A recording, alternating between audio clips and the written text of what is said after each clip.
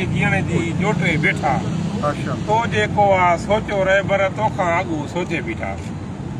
अॼु असां आल सिंध मुलाज़िम इताद एक्शन कमेटीअ जी मरकज़ी जेके अॻुवान हुयासीं 13 माण्हुनि ते मुश्तमिल असांजी सरकार सां ॻाल्हियूं रखियल हुयूं, जंहिंमें आल सिंध एक्शन कमेटी ऐं मुलाज़िम एक्शन कमेटीअ जो चेयरमैन साईं अब्दुल रहीम भारो साहब ऐं जो नियाज़मंद सिकंदर जतोई साईं अब्दुल रहीम भारे जो तालुक आहे। आल सिंध इरीगेशन फेडरेशन जो साईं चेयरमैन आहे ऐं साईं ज़ुल्फ़कार अली शाह आल पाकिस्तान लोकल गवर्नमेंट जो पाकिस्तान जो चेयरमैन आहे ऐं सूबाई सदर आहे। साईं मक़सूद अहमद मयसर साहब गस्टा सिंध जो सदर आहे। साईं असदुल्ला दुरानी साहब आपका पाकिस्तान जो मरकज़ी अॻुवान आहे। साईं आबिद हुसैन चांडियो ऐं साईं अहसानुल्ला मंगसी साहब आपका साकी ग्रुप जा मरकज़ी अॻुवान आहिनि। साईं सैयद अली रज़ा शाह साहब पंहिंजो कॉलेज जी लोअर स्टाफ जो जेको सिंध जो साईं सदर आहे नॉन टीचिंग स्टाफ जो। साईं अब्दुर्रहमान शर साहब पैरामेडिकल सिंध जो सदर आहे। साईं औरंगज़ेब महर साहब बि साईं साईं पैरामेडिकल जो पाकिस्तान पैरामेडिकल जो साईं सदर आहे। अब्दुर्रहमान शर साहब उहो चेयरमैन आहे। साईं फराज़ अली साटरी साहब लोअर स्टाफ सिंध जो सदर आहे ऐं आल पाकिस्तान लोकल गवर्नमेंट जो डिप्टी जनरल सेक्रेटरी साईं अली मर्दान शर साहब असां अली मर्दान शेख साहब असांजे मुश्तमिल कमेटीअ जी अॼु कमिश्नर हाउस में गॾिजाणी रखियल हुई। असां 4 बजे खां असांजी वठि होॾो मिनिस्टर साईं अब्दुल रहीम भारे साहब सां ऐं मूंसां बार लाइन ते हुया त असां हिकु मुतालबे खां सवाइ 2 मुतालबनि ते तव्हां सां वेहण जे लाइ तयारु आहियूं। डिप्टी कमिश्नर साहब ऐं SSP साहब ऐं ॿियनि जो जेको वफ़द हो उन्हनि जी बि असांखे वठि आई त DRA खां सवाइ 2 ते ॻाल्हियुनि जे लाइ मिनिस्टर साहब जन तयारु आहिनि ऐं तव्हां इन तां हथु खणो।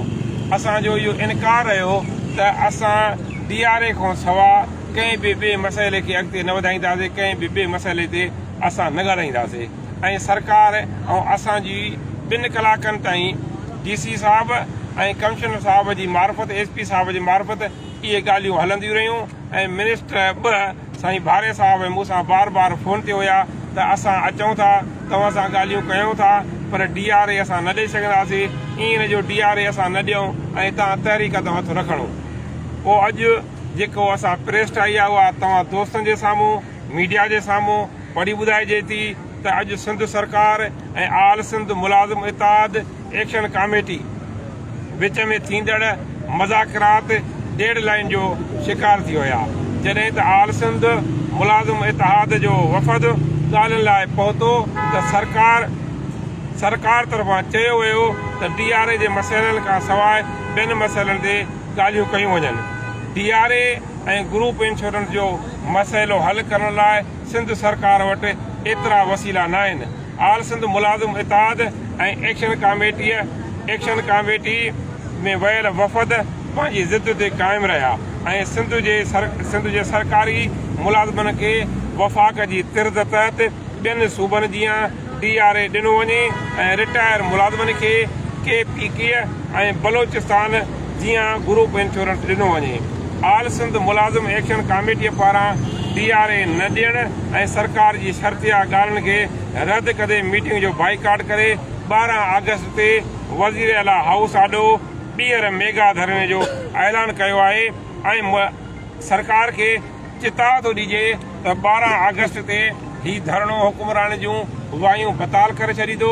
असां मायूस न आहियूं। सरकार असां ते ज़ोर रखियो त DRA खां सवाइ 2 ते मसइलनि ते ॻाल्हायूं, पर असां खुतो जवाबु ॾेई आया आहियूं।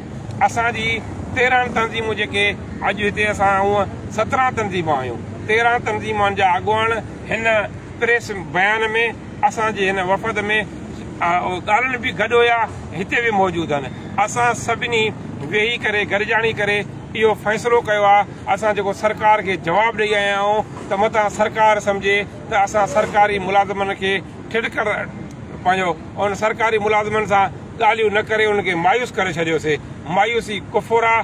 असां सरकार जे शर्तिया ॻाल्हियुनि खे ठुकराए वरी 12 अगस्त ते हिन ई प्रेस क्लब जे अंगण ते दमादम मस्त कलंदर कंदासीं।